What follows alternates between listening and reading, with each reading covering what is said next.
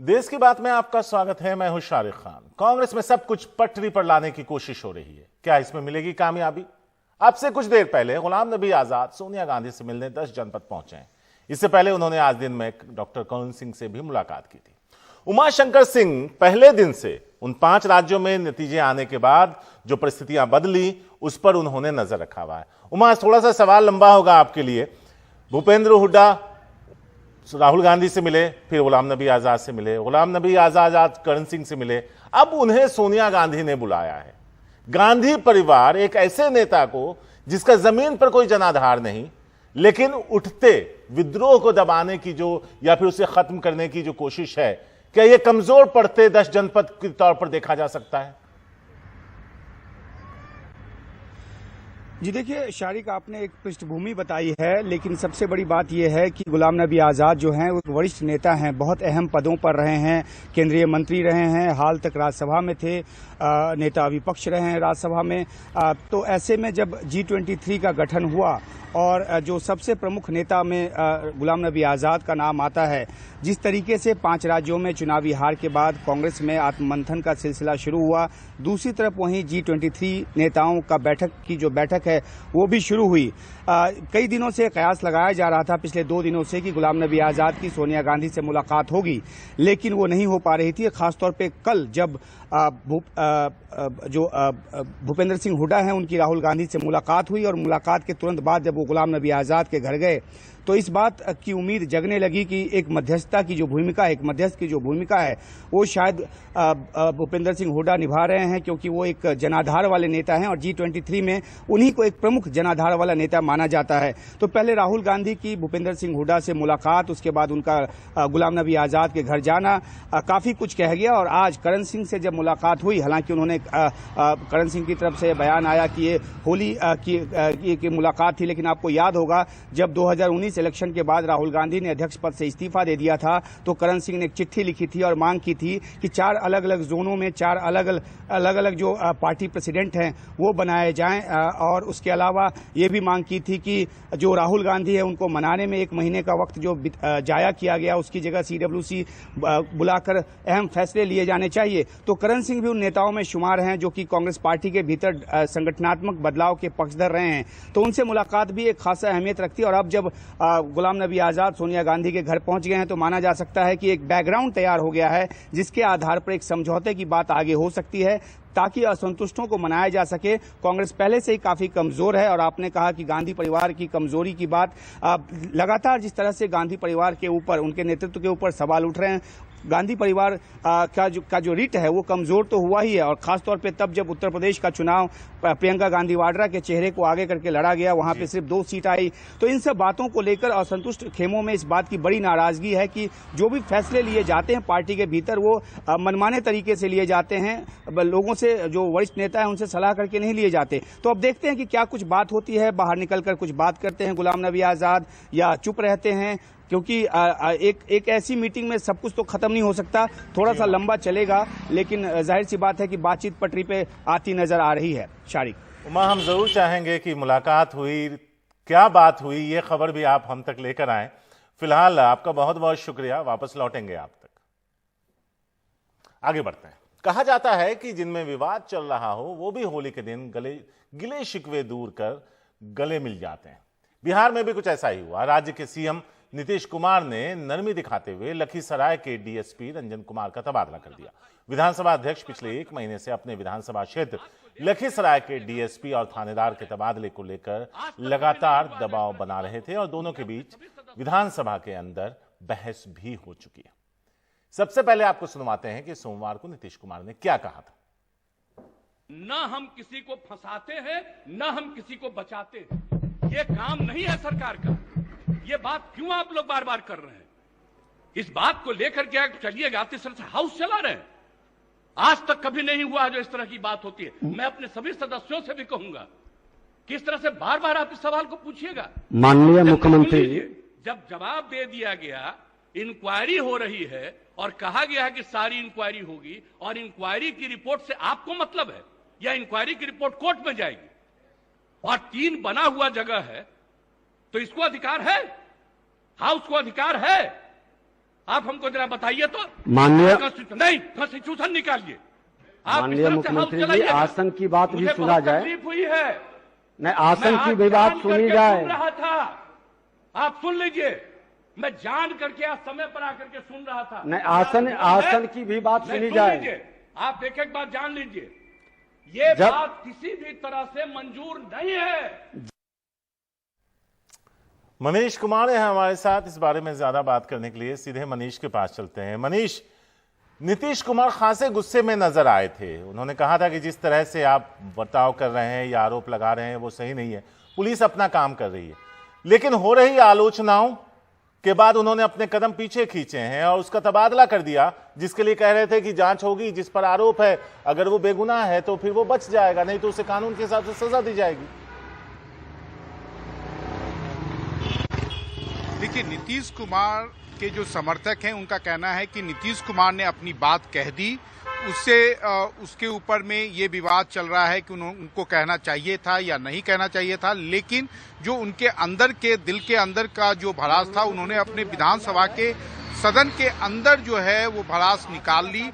ये आज के पहले बिहार विधानसभा के इतिहास में कभी भी किसी मुख्यमंत्री ने विधानसभा अध्यक्ष के फैसले या उनके कार्य प्रणाली पर इस प्रकार से उंगली नहीं उठाई थी। अब बात ये आई कि आखिर उन्होंने किस प्रकार से विधानसभा अध्यक्ष कहिए या बीजेपी के सामने एक अधिकारी को तबादला कर एक तरह से सरेंडर बोला है। इसके पीछे की कहानी यह है कि जब अगले दिन गुस्से में विधानसभा अध्यक्ष सदन में नहीं आए तो दोनों पक्षों की ओर से बीजेपी के जो उप मुख्यमंत्री हैं, स्वास्थ्य मंत्री हैं और जनता दल यूनाइटेड की तरफ से भी संसदीय कार्य मंत्री और ऊर्जा मंत्री, ये सारे लोग डैमेज कंट्रोल करने में जुटे, क्योंकि उनको मालूम था कि जनता के बीच उनकी काफी किरकिरी हो रही है।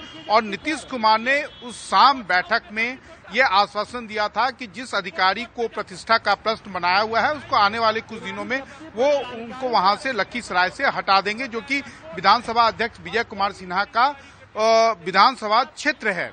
लेकिन सवाल यह है कि इस ट्रांसफर का मैसेज क्या गया है। इस ट्रांसफर का मैसेज यही गया है सारिक कि आज की तारीख में नीतीश कुमार जो हैं वो एक कमजोर मुख्यमंत्री हैं, उनके पास संख्या बल नहीं है, तो वो एक सीमा से ज्यादा, एक सीमा से अधिक बीजेपी को नाराज करने की जोखिम अपनी कुर्सी गंवाने के ही एक तरह से कुर्सी गंवाकर ही वो उस तरीके का जोखिम उठा सकते हैं। और फिलहाल उनके लिए उनकी कुर्सी प्यारी है। अफसरों का तबादला होता रहता है, हालांकि जिस अफसर का उन्होंने तबादला किया है उसे वेटिंग फॉर पोस्टिंग नहीं रखा है, उसे चंपारण के अरेराज में फिर से डीएसपी बनाया है। तो एक तरह से जो बात कही जा रही थी कि नीतीश कुमार जो हैं वो कहीं ना कहीं उस अधिकारी को बचाएंगे, अंतिम समय तक लड़ेंगे, वैसा उन्होंने फिलहाल अपनी कुर्सी बचाने के लिए उस अधिकारी को एक तरह से सैक्रिफाइस किया है।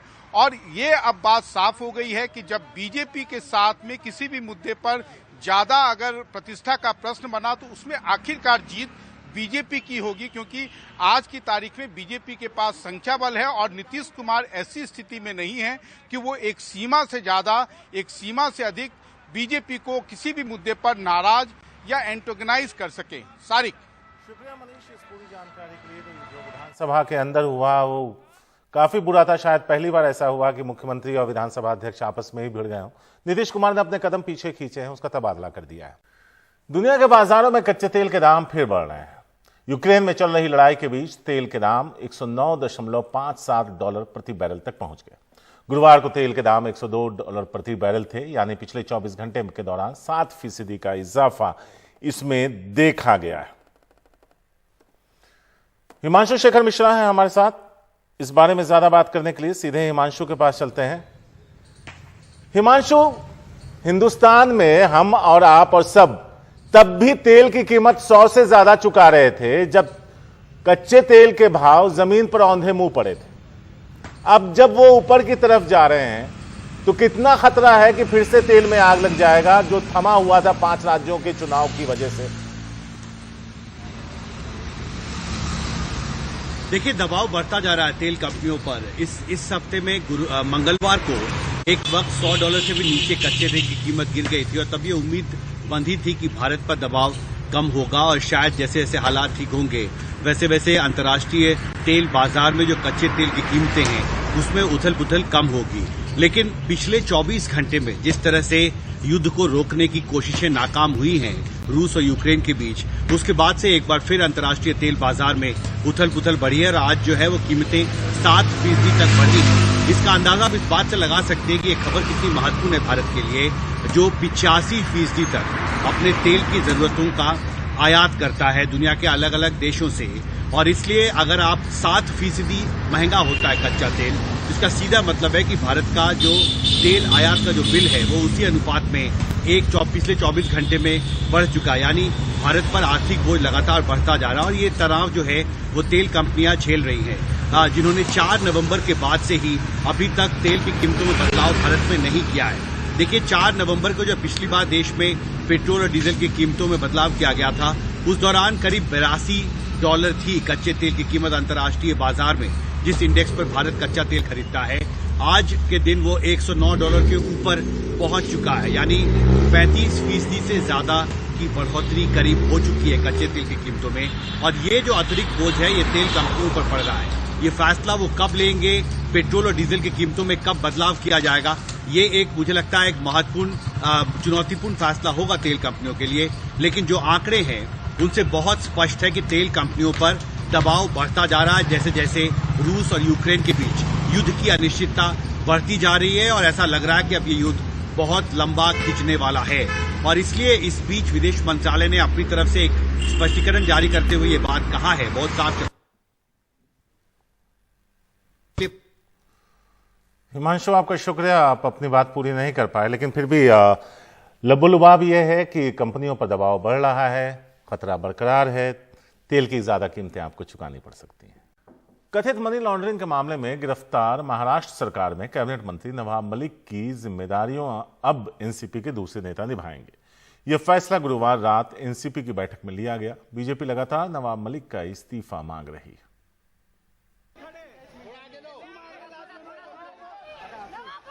नवाब मलिक की जिम्मेदारियां अब एनसीपी के दूसरे नेताओं को दी जा रही हैं। एनसीपी प्रमुख शरद पवार की मौजूदगी में हुई पार्टी की बैठक में इसका फैसला लिया गया। नवाब मलिक परभणी और गोंदिया जिले के पालक मंत्री हैं, लेकिन अब धनंजय मुंडे परभणी के और प्राजक्त तानपुरे गोंदिया में पालक मंत्री होंगे। नवाब मलिक मुंबई एनसीपी के अध्यक्ष हैं। बीएमसी चुनाव को देखते हुए अब नरेंद्र राणे और राखी जाधव को कार्यकारी अध्यक्ष बनाया गया है। नवाब मलिक का अल्पसंख्यक मंत्रालय और कौशल विकास मंत्रालय किसे दिया जाए, इस पर मुख्यमंत्री आखिरी फैसला लेंगे। डिपार्टमेंट का काम पूरा ठप हो गया है और इसी कारण ये जिम्मेदारी दूसरे मंत्रियों को देने की आवश्यकता है। और नवाब मलिक मंत्री हैं, लेकिन उनकी जो जब तक वो बाहर नहीं आते तब तक ये व्यवस्था हमने करने का सोचा है। माननीय मुख्यमंत्री महोदय को हम खत लिखेंगे, विनती करेंगे, उसके बाद वो अंतिम निर्णय। नवाब मलिक की गिरफ्तारी के बाद से ही उनके इस्तीफे की मांग बीजेपी की ओर से लगातार की जा रही है। पार्टी के नेता अब भी चाहते हैं कि नवाब मलिक इस्तीफा दें। आदमी जेल में रहे और मंत्री बन के रहे, कितनी शर्मनाक बात है। महाराष्ट्र में किसी भी ये लोकतंत्र ऐसी परंपरा नहीं है। जगह होता है मंत्रालय का, हम मंत्री हैं तो हमको वहाँ मंत्रालय जाना चाहिए, ऑफिस जाना चाहिए। इसलिए इसके बारे में मतलब मुझे लगता है कि पवार साहब को पुनर्विचार करना चाहिए। पवार साहब बहुत सीनियर लीडर हैं, मुख्यमंत्री रहे हैं, केंद्रीय मंत्री रहे हैं, इतने बड़े मतलब उनका अनुभव है। इस पे विचार करके आप जब कोर्ट से ठीक हो जाएगा फिर आप उनको मंत्री बना दो, फिर बिठा दो। नवाब मलिक को जब गिरफ्तार किया गया था तब राज्य सरकार ने कहा था कि ये दबाव की राजनीति है और नवाब मलिक मंत्री बने रहेंगे। लेकिन अब धीरे धीरे नवाब मलिक की जो जिम्मेदारियां हैं वो दूसरे नेताओं को दी जा रही हैं। तो क्या इसका ये मतलब समझा जाए कि जब तक ये मामला खत्म नहीं हो जाता तब तक नवाब मलिक केवल नाम के मंत्री रहेंगे और काम कोई और करेगा? मुंबई से कैमरा पर्सन राजेंद्र दयालकर के साथ सोहित मिश्रा, एनडीटीवी इंडिया। जब तस्वीरें बोलती हैं तो हमारा चुप रहना बेहतर था। इन तस्वीरों से हम आपको रूबरू करा रहे थे। आज देश में होली का त्योहार बड़ी धूमधाम से मनाया जा रहा है। कोरोना की वजह से 2 साल होली फीकी रही। इस बार लोग लगता है सारी कसर निकाल लेंगे। हर शहर, गांव, कस्बे में होली का रंग सुबह से दोपहर तक दिखता रहा और ये जश्न अब भी जारी है।